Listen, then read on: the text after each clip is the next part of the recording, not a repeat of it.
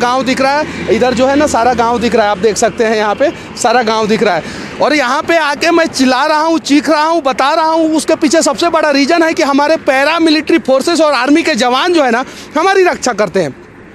Army के जवान को तो पेंशन दिया जाता है, पैरामिलिट्री फोर्सेस को पेंशन नहीं दिया जाता है।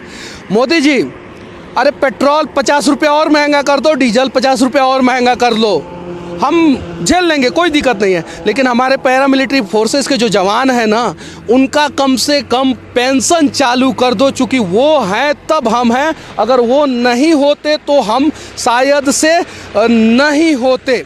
तो उनका पेंशन चालू करना ज़रूरी है पैरामिलिट्री फोर्सेस का।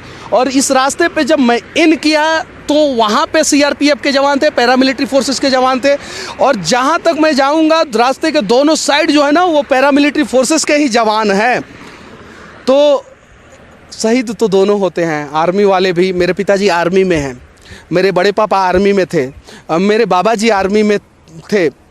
मेरे घर से कोई पैरामिलिट्री में नहीं है, लेकिन फिर भी मैं जानता हूँ, मेरे पिताजी भी बताए थे कि पैरामिलिट्री फोर्सेस का ड्यूटी जो है हम लोगों से कम कॉम्प्लिकेटेड नहीं होता है, हम ही लोगों जैसा होता है। कहीं कहीं तो हम लोगों से भी ज़्यादा टफ ड्यूटी जो है पैरामिलिट्री वाले करते हैं। जैसे आप नक्सल प्रभावित एरिया छत्तीसगढ़ में चले जाएं, वहाँ पे हमारे पाकिस्तान बॉर्डर पे बीएसएफ के जवान खड़े रहते हैं, बांग्लादेश बॉर्डर पे बीएसएफ के जवान, चीन के बॉर्डर पे आईटीबीपी के जवान, नक्सल प्रभावित एरिया में सीआरपीएफ के जवान खड़े रहते हैं। जब ज़रूरत पड़ती है तो एनएसजी के कमांडो जो आते हैं ना, वो भी पैरामिलिट्री फोर्सेस के ही अंदर में आते हैं। जहाँ पे कोई नहीं मदद करने को आता है वहाँ पे एनएसजी कमांडो, असम राइफल और भी बहुत सारे एसएसबी वाले जो नेपाल बॉर्डर पे हैं।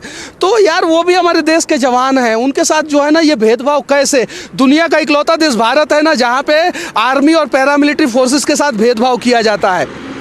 अरे ठीक है, थोड़ा सुविधा आप उनको कम दे रहे हो दो, लेकिन उनकी पेंशन जो है ना वो चालू कर दो। अगर वो नहीं होते ना, और मेरे एक साइड जो है ना वो सीआरपीएफ का ही कैंप है, मैं दिखा नहीं सकता हूँ लेकिन सीआरपीएफ का ही कैंप है। और वहाँ पे जो है ना जवान खड़े हैं गन लेके, कि 47 लेके कि हाँ आप रिपोर्टिंग करो, हम हैं, कहीं कुछ नहीं होने देंगे। और इसके वजह से मैं यहाँ पे रिपोर्टिंग कर पा रहा हूँ, और इसके वजह से हम लोग चीख रहे हैं, चिल्ला रहे हैं। मोदी जी, ये भेदभाव नहीं चलेगा। 56 इंच का सीना है ना आपका, है कि नहीं है? पहले ये बता दो।